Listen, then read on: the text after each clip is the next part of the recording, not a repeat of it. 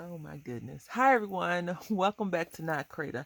I hope you're doing well today. Today is more of a tutorial kinda project creation kinda. So I bought a die from Anna Griffin from HSN and I made this album base and I was so upset with it that I just stopped. I didn't even finish the project because I was just like, why?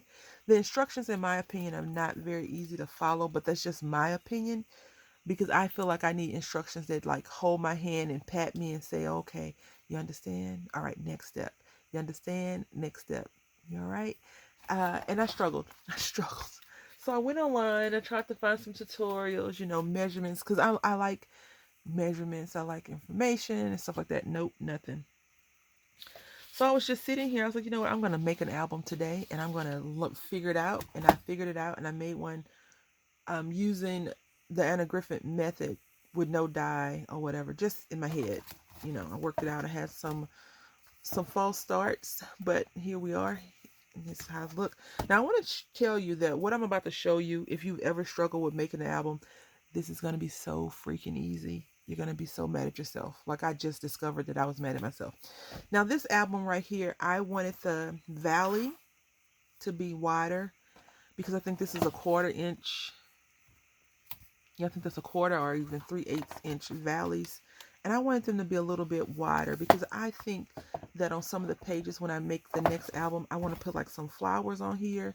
And if I decide to put flowers on there on the inside, it won't be this thick, but you see, it kind of it does that. So let's make sure no glitter's getting all over the place. Um, I want to make them bigger. So I already have them made out. This one is not the same. They're not the same. And I will tell you that this one I was prepared to make it so you can understand how to do it, even if you never get it, you don't understand it. It's simple. It's very, very simple. And then I was like, I made this one. I was like, you know what? Let's just go with that one first. And if you decide that you want to do one that's a little bit not, the valleys are not so wide, let me know and I'll show you. All right. So we got our 7" by 11 sheet of paper. I'm using 5x7 card blanks. So we're going to use that. So we're going to score at 1 inch first. And then you just score 1/2 inch the rest of the way. So every 1/2 inch. Now I'm not going to say 2/2, 1.5, 2, 2.5, just every 1/2 inch after that. If you've ever made a rosette, then this will be easy for you. Super duper easy. Now, if you like, you can make your book as wide as you like. I'm only going to be using 6 or 7 cards. I don't want a super thick, super chunky book. So I'm going to stop at 7.5 and 8.5, okay?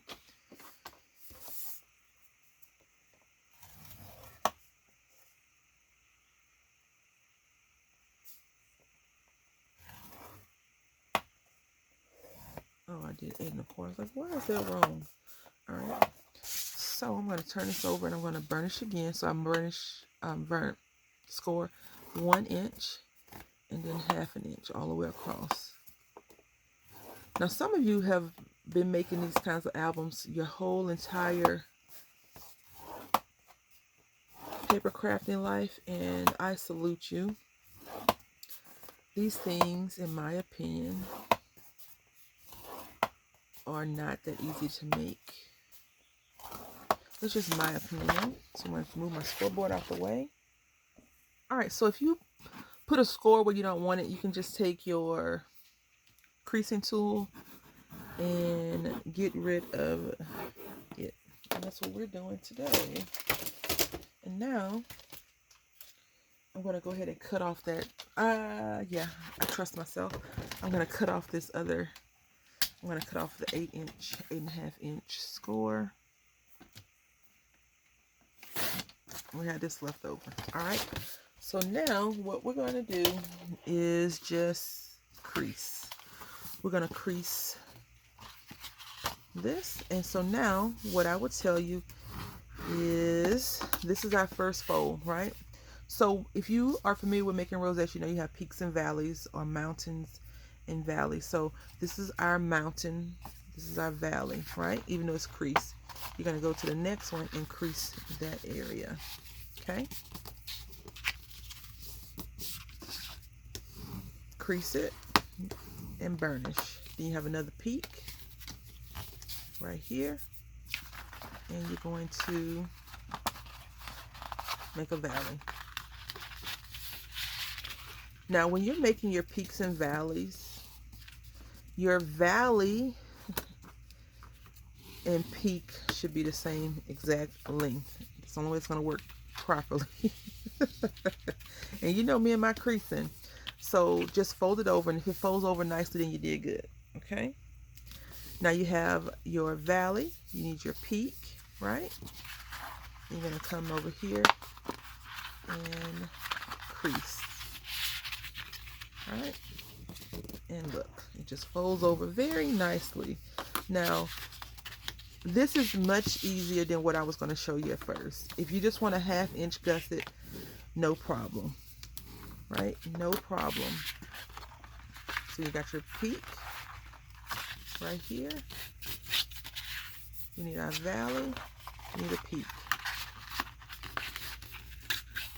And we're just folding over. And again, you're just doing it every 1/2 inch. Okay?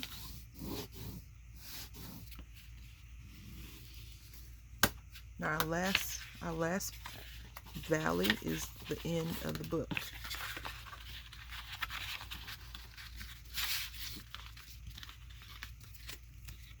All right, so now we're just going to fold all these over that can fold over. We're going to crease them down. What I want to say now is very, very important, is making sure your creases your folds can go back and forth very easy. Like not stressing the paper or yourself, making sure it can go back and forth. Now, when you stand it up, it wants to be a little bit on the crazy side, but that's okay. This is how your back will look. All right. Now, if you don't want that wide of a back, spine, you have to make your creases smaller. All right. And this is how this one is. This spine is smaller. It just depends on how much stuff you want to put in that book, though, honestly. If you want to put a lot of stuff in, you need larger valleys.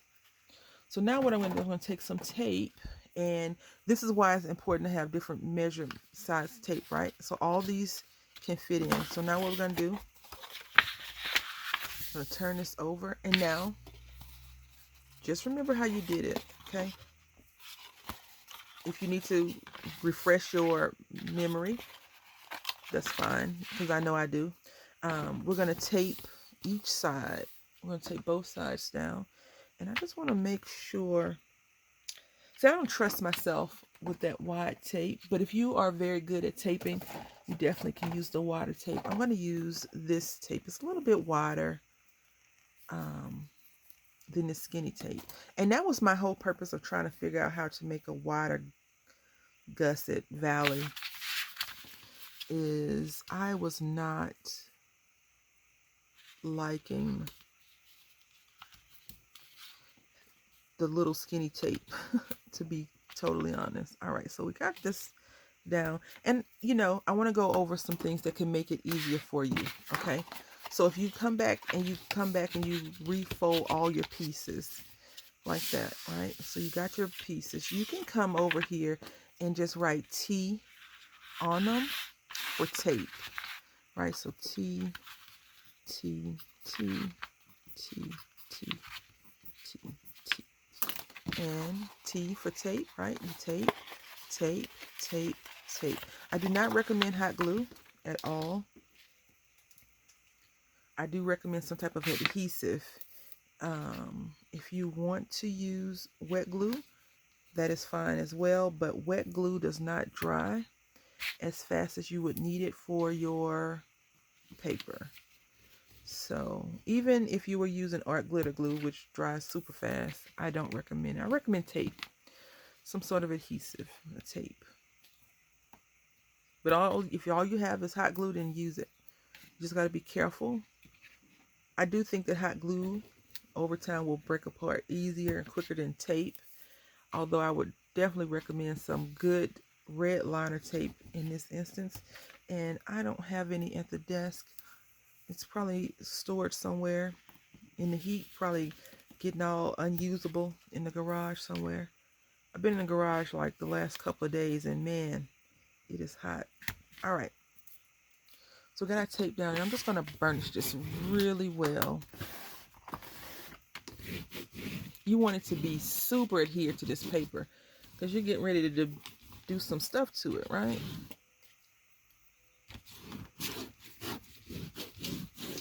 Okay. You know, sometimes when you want to make something and you can't find help, like Pinterest doesn't come through. Like if Pinterest doesn't come through, I feel like, what is it all about? You have to just sit there and try to figure it out yourself. Like if you can't figure, if no one else has done it easy for you, then you have to do it easy for yourself. Do what will work for you. And like I said, I was prepared to show you the harder way, especially if you want a shorter book. And you know what, I will show you this way because, or it's not a shorter book, but a smaller spine. You see, this spine is definitely smaller than this spine. And I think I'll just go ahead and show you how I do it.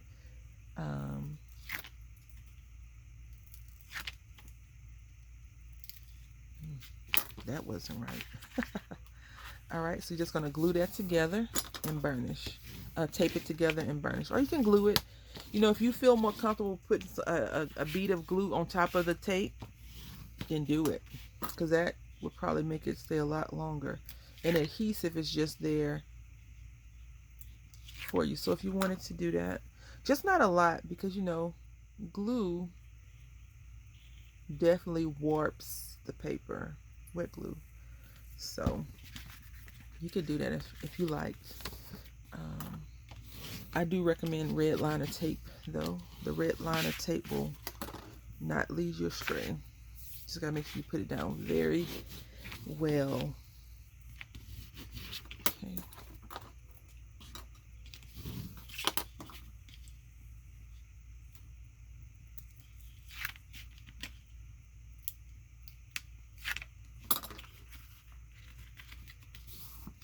Okay. Okay. All right.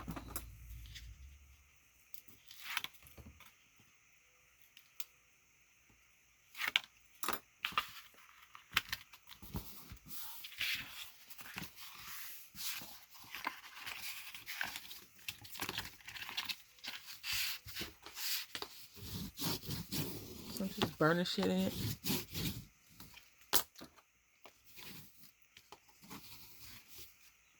All right, so now that we got it burnished down, we have our spine. Now, I don't like the flimsy, this thing right here that's going on. So what I do is I just measure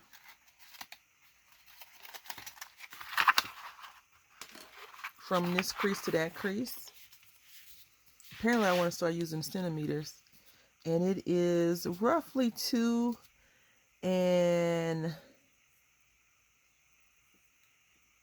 3/4, roughly. So what we're going to do is just take this paper. Hopefully it measures. Oh, it's perfect. See? 2 3/4. I'm just going to cover this up and glue it down. And our spine is ready to be worked on. All right, so I am going to glue this down. Now you can tape it if you like. I'm just going to glue it. Because I want that to be stable. I don't want it to come apart. And I feel like if I glue this, I'll have a little bit more security in case some of that tape pops off. And that's why you want to, you know, re-burnish it, burnish it, burnish it, burnish it. A few good times, in my opinion.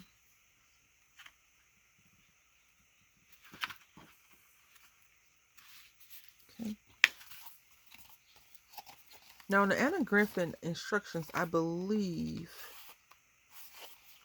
that this is probably one of the last parts to do, but I just didn't like that movement of the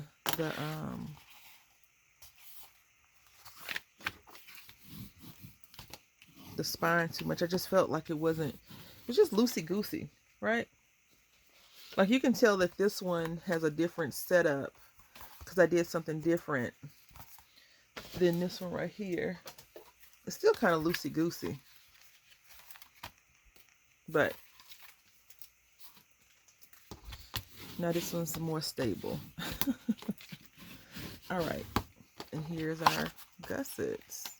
And I'm just going to reburnish this once more because I want it to be super flowy. Yep, there we go. And this is our book. So I'm going to show you the other way. I know I said leave a comment in the comment section. I mean our spine, right? Not the book, our spine. And the rest from there is easy peasy. All right, so again, I am working with 11 by 7 paper. Now, we're still going to start off the same thing with a 1-inch flap, our 1-inch flap, right? So this is the crazy part. This is the craziness that I'm about to inflict on you because I did it to myself, right? That is not going to work for us today, Brandy. All right, here we go. 1 inch. Now, how wide do you want your valley? You want it to be 2 inches apart, then you do every inch, right? Even though you're going to have to take some paper and glue it. But we don't want it to be that thick. We want it to be smaller. And I'm not a mathematician for fractions at all. So what I want to do is I'm going to start here and I'm going to do even easier. We can do, if we were doing every 1/2 inch before, we can go and score every pre-1/2 inch. So it's going to be 3/8, right? So before every 1/2 inch, which makes it a lot easier to do. Now, let's just say you want it to be even smaller than that. What I recommend is you count them. So you go 1, 2, 3. So if you want a 2-inch, 1/8 inch of a gusset, which I wouldn't recommend, but if you want a 1/8 inch of a gusset, then it's going to be 1, 2. Then you go 1, 2. It's going to be very small, but let's do before every 1/2 inch. Let's see how that works out. And you don't need numbers to look at your 1/2 inches. You don't need numbers for that, which I feel is great for people like me. If you like to make it convoluted, then I would say you have to score 1, 1 3/8, 1 7/8, 2 3/8, 2 7/8, 3 3/8. So I just feel like that's just too much. And I think that's probably why I was so deterred at the very beginning. But now I feel empowered because there are ways around that don't make you want to bite your finger. So we're just scoring every 1/8 of an inch before the 1/2 inch mark. I mean, even saying it still sounds a little bit on the weird side, right? So now what we're going to do is we're going to just move this out the way. Now we're not finished because I still need to score somewhere. Let's just go ahead and score it right here, I think. No, I think that would be wrong. So we're going to just see. All right, so we're going to score our first mark, and I didn't turn it over, so hopefully I got it good enough when I was scoring it. I didn't turn it over to reburnish it. So we got our peak. Now we need our valley. And the problem that I would tell you that you will have if you don't score properly, once you get ready to start making your peaks and valleys, if they don't match up, then your scoring is off. So that's a good way to know that you didn't do it properly. I learned the hard way. All right, so we got our valley, peak. No, we got our peak, valley, peak, valley, peak, valley, peak. Now, I do not recommend doing more than 12 pages, right? So 4 at the most. I mean, but if you want to go all out and make the biggest spine ever, then that's you and your crafting. Maybe, you're doing some type of traveling album, and, you and your friends, it's 5 or 6 of y'all, and you have one in front and back, so you need to do that, and whoever's started off will do the cover page or whatever. So that's something to keep in mind as well. So we got our valley, peak. I tell you,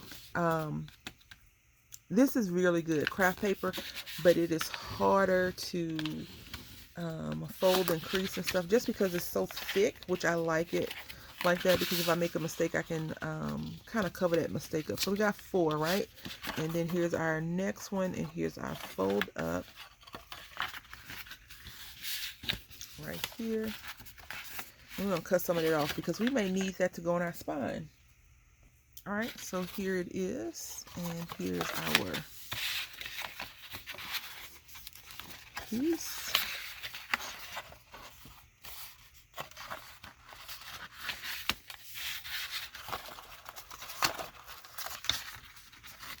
So if you do it wrong, I'll show you what it looks like wrong, right? So you see, like right now, you have peak, no valley. So you have to make sure that you do it the correct way to have your valley in the right spot. You want your peaks to fold over onto the valley. And this is where you have to make sure that you fold your paper properly. Okay. Now you have it. Hopefully that makes sense to you all.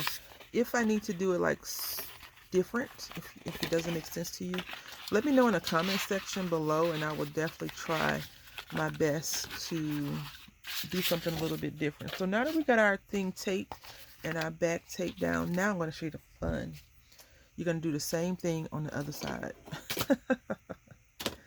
Right? So now what I want to tell you is that you don't tape it close to that gusset or the valley. You want to tape it a little bit above there. You need some wiggle room. And that is why when I first did it, I wanted to make sure that I could redo it. I could replicate my output and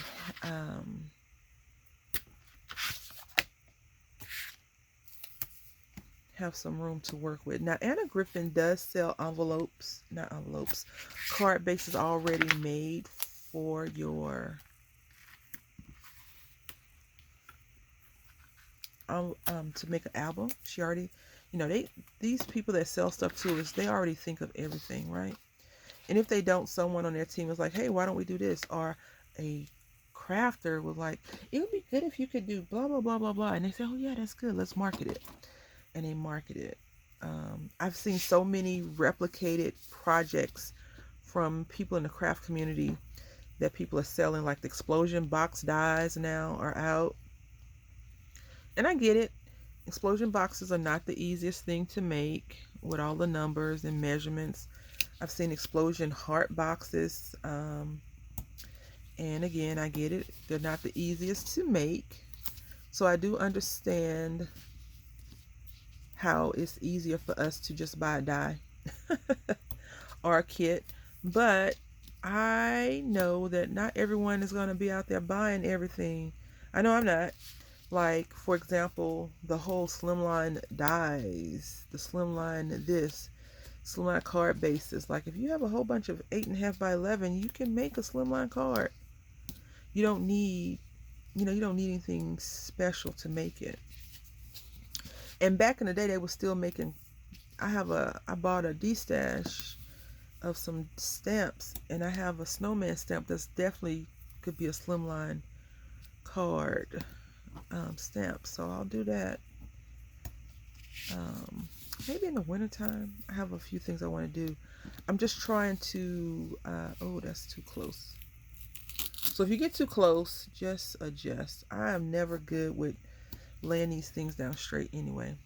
But I have a few projects I want to work on. I have a few things I want to You know, I've told you all before, now you're going to burnish this really well because you need this to be good and burnished. You do not want this to not be good and burnished. You want it to be good and burnished.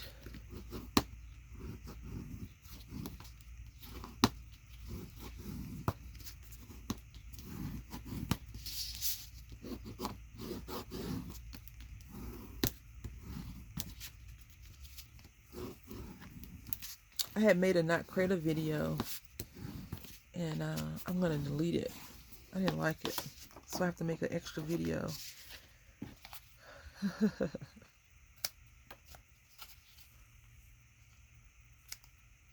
just clipping off the excess tape. I hate to waste tape. There's some things that I don't mind wasting in craft supplies, but not tape, because sometimes I grow fond of the tape that I'm using, and then I go back to buy some more, and you know what? It says, sorry, we don't sell that anymore. You can buy this tape now. All right, so I got the envelopes out. Now, what I'm going to do is not like I'm going to burnish these down real quick. But that's not what I was going to tell you I'm going to do. I want to do something a little bit different.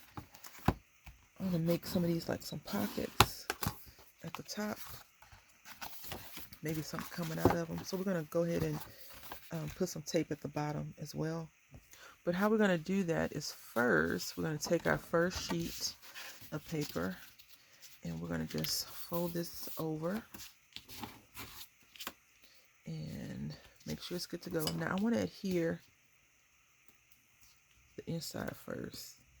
Don't ask me why, but I feel like on the first one, doing the inside is just easier for me to think about. Because we had this crease right here. So I'm going to do that crease. And by me cutting the paper exactly 7 inches, I shouldn't have to worry about anything being messed up on it. On the other one, I cut it a little bit short, and I ended up having to adjust in a different way, which is fine. I intentionally did it. So, but you know, if you cut this shorter, then you have to make sure that your pages that you go on top are even. So if I were to cut it short, I would have to make sure that it's even, and you know, she can't do that all the time. All right, so we got this page done. All right.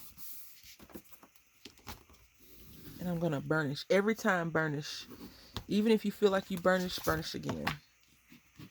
Burnish again. You want that tape to be stuck down good. All right. So now on this one, we're going to do the same exact thing, except for we can do either side. Doesn't matter.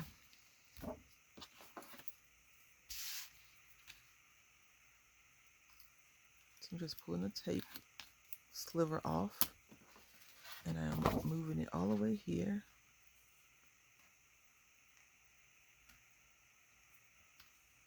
And I'm applying some pressure. Again, if you want to apply some glue here, I wouldn't oppose it. I do not recommend hot glue though. I know I sound like I'm anti-hot glue, but I just don't recommend it on these kind of paper projects. Flowers, yes, hot glue would be my first option. Okay, and there we go with this one. All right. Once you do this a few times, I see why people make albums, because it's not hard. Once you get over your fear of it being hard, and you know, that is always my issue. I'm always like, it's going to be hard. I don't know how to do it. All right, so now what I'm going to do, I'm going to take some tape. I want to take this big tape though. I'm just going to put burnish it down first. And the reason why I'm putting some tape here is because I want to close that bottom portion. I want to stick some stuff in the top of there. Ah, yeah. I Another reason why I don't mind using wet glue. Crazy tape. All right, so we got that. Just gonna rub that down like that. I'll pick it up.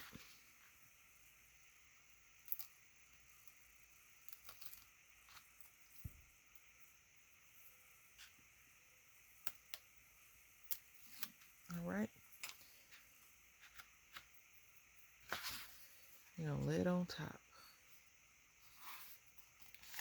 Now, what I have noticed is that depending on how you lay your card will depend on where your tape adheres to it. So trying to make sure that it is flush as best as possible, okay? Gonna burnish that bottom portion as well. And now we have a little pocket. Just have to remember you have a real pocket that you can do stuff with. Right? You can make a double pocket, triple pocket, whatever you like. So I'm going to go ahead and cover this up. And that is it though. I mean, I think hopefully it was easy for you to follow along and understand. And if you've had problems like me in the past trying to make an album, now we have an easy solution. Every 1/2 inch. And you won't have a problem at all. Your book will be bigger. Your spine will be larger, of course. But, I mean, are you opposed to having a wider spine? If so, then, you know, you have to go smaller. And the way I do it is I just count the number, which is easy for me. I can count pretty good. You know, 1, 2, 3, score, 1, 2, 3, score. No big deal. All right, so burnish it down. Now the Anna Griffin one, she has you emboss and stuff and things like that. But I'm not going to emboss this because I'm going to cover this up, so I don't need to emboss it at all. What I do recommend also is that you do it like it's your first one every time. You know, even if you've done it 1,000 times, don't be so quick to do it because I feel like you could, you know, mess it up. Anyway, I hope that you've enjoyed this, and this is our completed project, and this folder is messed up, so I will adjust that. But look at our spine. Anyway, until next time, happy crafting.